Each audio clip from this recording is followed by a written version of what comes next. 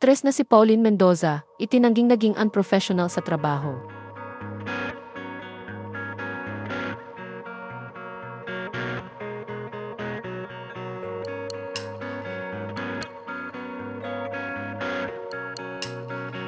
Isa ang aktres na si Pauline Mendoza sa cast members ng upcoming film na Green Bones na isa sa official entries sa Metro Manila Film Festival 2024.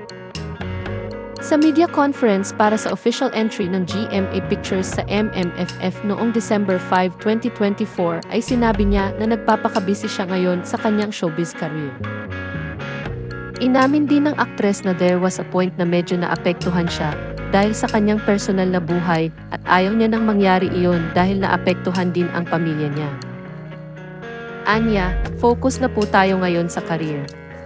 I admit na there was a point in my life na medyo naapektuhan ako.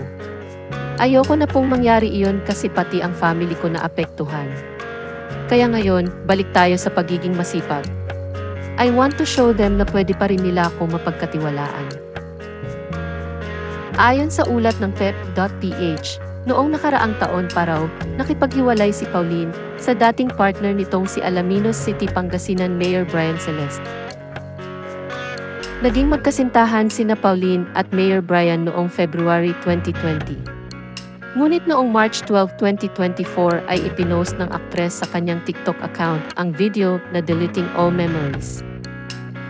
Dahil sa mga pinagdaanang pagsubok ng aktres sa love life niya, na blind item ito na nagiging unprofessional at muntik na raw palitan sa isang show. Nang tanungin kung tama ang nakasaad sa naturang blind item, sagot ni Pauline ay wala naman pong ganun. Ayon pa sa aktres, kahit nagkaroon siya ng personal problems ay hindi iyon nakaapekto sa kanyang trabaho. Dagdag pa niya, nagulat siya sa nabalitang tinamad daw siya. Muntik na raw siyang mag-walkout at papalitan daw siya sa isang show. Anya, kahit po nagkaroon tayo ng personal problems, it never affected my work before.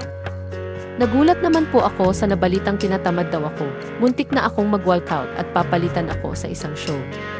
Wala pong ganong nangyari. Sinabi rin ni Pauline na malinis daw ang kanyang track record pagdating sa kanyang trabaho. Dahil 10 taon na raw siya sa trabaho at hindi pa raw siya naging sakit ng ulo o problema sa trabaho. Ibinalita ng pep.ph na 1 taon na raw naging single si Pauline matapos ang hiwalayan nila ni Mayor Brian, pero sa ngayon ay may non-showbiz partner na raw ang aktres. Ayon pa kay Pauline, mas masaya raw siya ngayon at sinipag ulit siya sa trabaho dahil mayroon na siyang bagong inspirasyon.